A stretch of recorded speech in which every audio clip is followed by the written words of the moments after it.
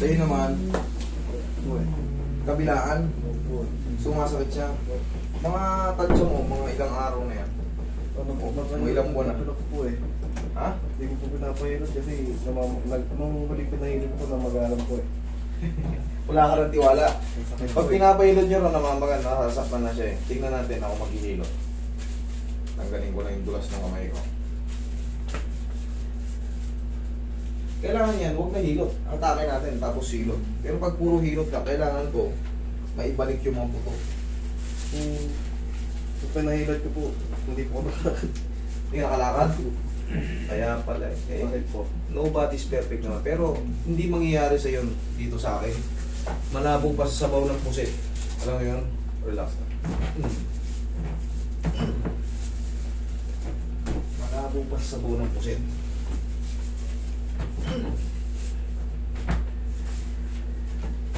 Okay, kaya mo lang dyan.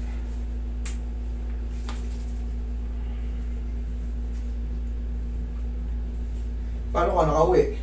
Po. Paano ka nakauwi nun? Kung naglaro po ako, bali, tinawag ko po yung mga hilot namin. Tapos, nagsisimba po dapat yun ng umaga. Kasi hindi ko na po kaya.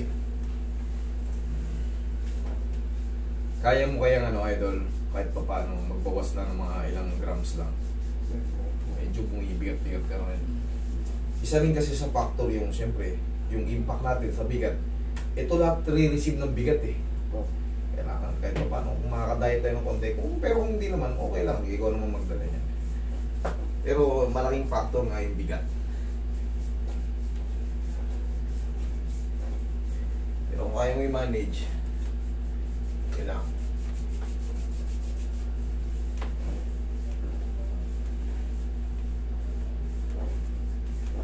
Nagiging kamukha mo si Ninyo Mulak. Kamukha mo na nga eh. Kamukha mo na. Idol, testing. Tignan natin kung di ka makakalakad sa ginawa ko. Pag sinelas ka, mabasag mo yung tiles. Oh, Okay. okay. So, okay. Solid! Okay, thank you. Huwag mo lang babasahin ha.